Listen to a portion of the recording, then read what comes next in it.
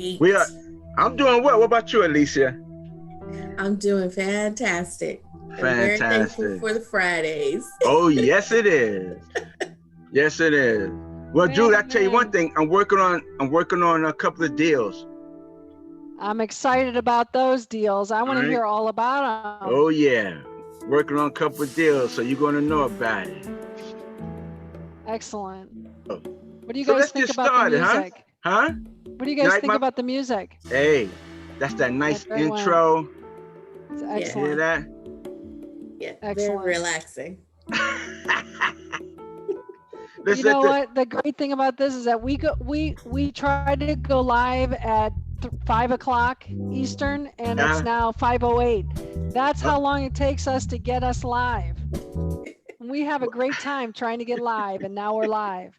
well, we're Quite live now. comical.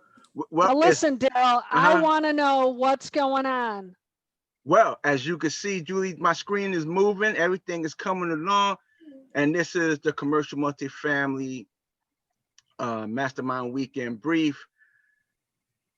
Present this weekend, October 16th, 2020, with Julianne Peterson from Old Capital, Alicia Milton from KW Commercial, and Yay. of course myself, Daryl Murphy Sr. from the Murphy Bennett Financial Group. Do y'all like that logo? I Nice. do like that Yes, logo. very Someone's very nice. creative. You know about the Yes. hands, right? Do y'all I know see about the them. hands? Yeah, Tell That's us the about it. those are God's hands, helping hands, holding up the community. that's excellent. I love it. Very Awesome. well Yeah. done. I want to know Thank where you. the Boehner comes from. Can you go through that briefly? Yeah. Boehner is my father's last name. Oh, got it. Okay, Yep. nice. Awesome. So today's brief will be coming from globestreet.com. Is commercial multifamily, I have to get this way up top, is commercial real estate ready for the great American move to the Hmm. suburbs? For decades, major cities have ruled with real estate growth focused in dense urban areas, conducive to live, work, play lifestyles, public transit, and walkability. However, this decade's long urban renaissance may be coming to an end, or at least slowing down. The Emerging Trends in Real Estate 2021 report from PwC and the Urban Land Institute predicts that real estate demand will shift to favor lower density suburbs and more affordable housing markets as a result of the COVID-19 pandemic. Suburban locations are already well positioned to replace urban markets, with many already offering urban style amenities like culture, as well as serving as centers for finance and government. With an increased focus on lower cost housing, quality school systems, and space, suburban markets are able to offer a wealth of benefits to prospective residents. This could lead to a trend of fiscal challenges in urban areas, with an increase in revenue in the suburbs following the pandemic. This will be a major shift in population dynamic, to say nothing of the changes real estate must make in response. Since the 1990s, small metropolitans and the urban core have accounted for at least 60% of the population in the United States. Large suburban markets have accounted for 22 to 25% in the United States population, with small increases in suburban population over the last 2 decades. Baby boomers, Gen X, and millennials have all driven the growth of urban markets and set off widespread market trends like a preference for experience, smaller environmental footprint, and better public transportation options. Employers, retailers, and other commercial assets have all followed these trends, moving operations to urban markets. PwC and the Urban Land Institute conclude that the pandemic will likely stunt urban population growth and fuel a trend already pegged as the Great American Move. This includes a move from the urban core to both the suburbs as well as smaller metropolitan cities. While the pandemic certainly has made suburbs more attractive, other trends have made it a reality, namely work from home models, which have helped to give people more options about where they can live. Millennials, particularly those starting a family, are driving the trend to move to the suburbs. But baby boomers and Gen X are already actively pursuing suburban locations. Gen Z, however, could be one bright spot for urban renewal. Surveys show that this demographic will likely follow previous trends that favor urban metros for all of the same reasons as previous generations: culture, walkability, public transit, and opportunity. It should be noted that Gen Z is a smaller than previous generations, with 67 million compared to the 72 million of millennials, and they will have unique needs and demands for housing, office, and retail, all of which could require yet another adjustment for the commercial real estate market. For further information, there were so many things I wanted to talk about. So I'm going to ask everyone just head over to the Commercial Multifamily Mastermind group on Facebook to read about these two other articles, which is commercial real estate asset classes, post increase in asking rates, pricing in September, and valuations forecast to decline in COVID-19's wake. So that's what I have to this week, Julia and Alicia from globestreet.com. Tell me what y'all got going on. Well, a couple things I wanted to say is that we were talking about these, people that are now maybe working out of their homes. Now that may be B's and maybe A's, right? So what are B's going to be doing? They're going to be coming, those people are going to be moving out of San Francisco, Chicago, New York, right? They're going to be going to properties that are larger, but they're going to be moving into a larger space. Now they'll probably be going for a 3-bedroom because they're married and each one needs a place to live.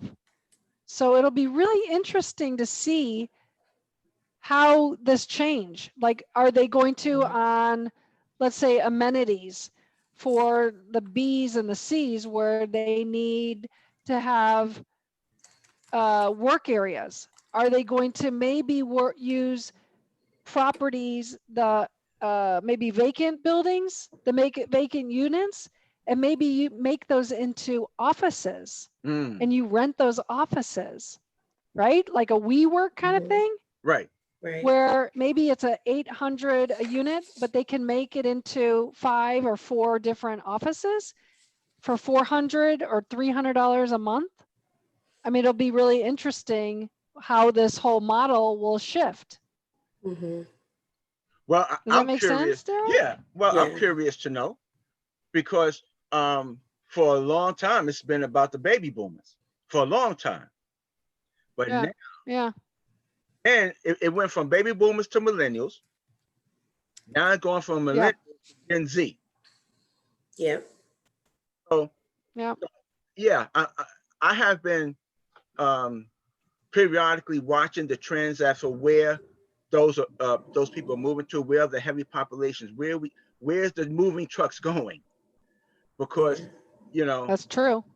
Daryl, look at that. Look at your hair. Huh? Look at your hair when you move. It looks like you got like a long mane. Right about there. Look at that. Whoa. The other thing I wouldn't want to talk about is, education. There's a lot of people jumping in because of COVID, and we haven't really talked about this recently, but it is really important to not just learn about, how to underwrite deals. You really do need to figure out what your strategy is and what your market is, and learn how to look at those markets. What are you looking for?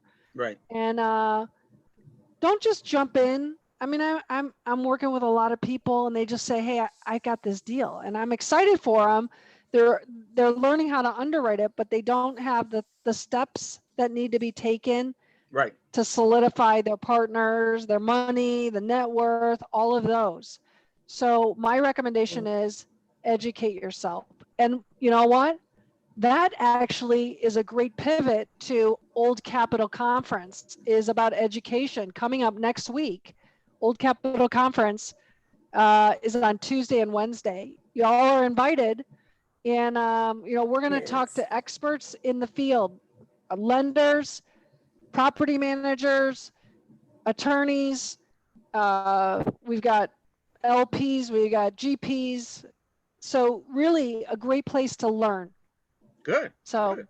Good. pushing it So, over to you, Alicia. What do you yeah. got? So what's going on in the Oh, Phoenix? sorry, Daryl. So in Phoenix, There we go. Excellent. we have a lot of activity. So you guys asked me last week about sharing my screen. I would love to do that Go ahead. right now. Yeah, because Okay. So let me see here if I can get that done without any technical challenges. I just have 2 slides. And so my first slide, and this is the first time I've done this in PowerPoint. So you let me know when you're able to see my screen. All right, it's coming up. There it is. There you go. Okay, so I don't know what format it's showing it in, but right here, and I love CoStar because it gives me a lot of information. We always fuss about CoStar because of the cost, but they are proving themselves to be pretty valuable. I agree. But according to their statistics, our asking rents have surpassed the pre-pandemic peak, which was before March 2020, where we saw across the nation, if not the world, where rents just went far below where they were before. But towards the end of May is where you see our increases start to happen in the asking rent, and just taking like 1-bedroom rentals, you can see right there towards the end of May where we started to increase above that national average, where our rents are increasing. And because we have some of those high dense and expensive markets like San Francisco, Boston, and LA, it's causing the national average to go down while our Phoenix local market is going up. So that's really good for investors wanting to come to this market. And I know that I mentioned during last week's brief where we have a lot of people coming here from California to invest in multifamily, but they're not just investing in multifamily, they're also investing in bringing their businesses and companies out here. I don't know if I stopped sharing, but you did. Okay. And so like we have some of those densely populated employers that have their employees coming out here. So it's helping our market, like ZipRecruiter and Stitch Fix and Apple and Google moved out here to Mesa. I think it was either towards the end of last year, early this year, which has helped our local market. So we've been really busy on trying to figure out where to put all these people, because not all the new product is available, but we have a ton of investors coming here with what is that, the Fannie Freddie loans, Right. because they've been able to use those loans and increase the second generation multifamily product.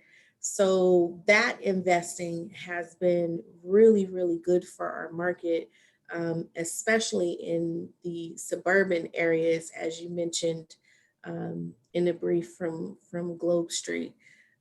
So Phoenix is really moving along with the good portions of our populations. We still have some hidden gems like Scottsdale where it's still expensive and we're still, below the average. But if we're looking at Phoenix and Mesa, and those extensions from the Phoenix metro areas, Right.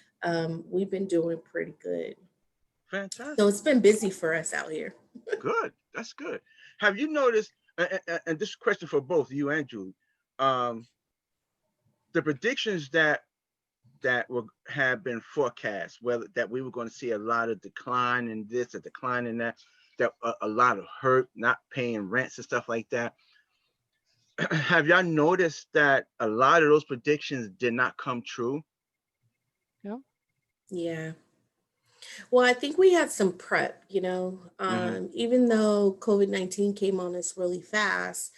In our market, we look at statistics, and if statistics is telling us something's happening, which, every 10 years we see a dip. I mean, we're well past that 10-year mark. So we knew, right? And so we tell our clients, hey, we need to prepare for this. We want to be cautious. We want to make sure that there's value add. We want to make sure that there's a buffer so that should something happen, you're prepared for it. And I think that largely, partnering with our lenders, and of course, Julie can attest to this, is we're just making some smart decisions as far as investments are concerned. We're not going and falling into the trap that we did, back in 2003, 4, and 5, where properties, even though we have investors coming from California and in New York, making the prices go up, we have some smart investors out here that are like, hey, if that property doesn't work for me, we have hundreds others that would, and we're just not going to pay overpriced for it. We're just not, it doesn't make sense because we don't know what's going to happen next year. Exactly. The projections and statistics show that we're not going to recover until 2022. Well, until that time, we have to make some smart choices. And I think that that's why, we're not falling so far behind. Good. Julie, do you think this COVID was the prediction that a lot of investors was saying was overdue? Or do you think we are still in for a big how they say correction in this market? Tell me your thoughts. We were, obviously we all know that it was coming, but this is not what it is. This is a health crisis, right? So, Right. Is it coming? I think that, if there's a recession, it's going to be 18 to 24 months. And I think, we're not seeing, it's just a shift. I mean, we're shifting into these smaller markets. Right. So we're all running to those markets. And I think that it's going to stay strong. I actually think that there will be some deterioration in some markets, but as a whole, I don't think so. Okay. I think it's going to remain strong. Fantastic. Well, Julie, tell everybody how they could get in contact with you. Well, I am on Zoom at 8 on Tuesdays, every Zoom at 8. You can come join us.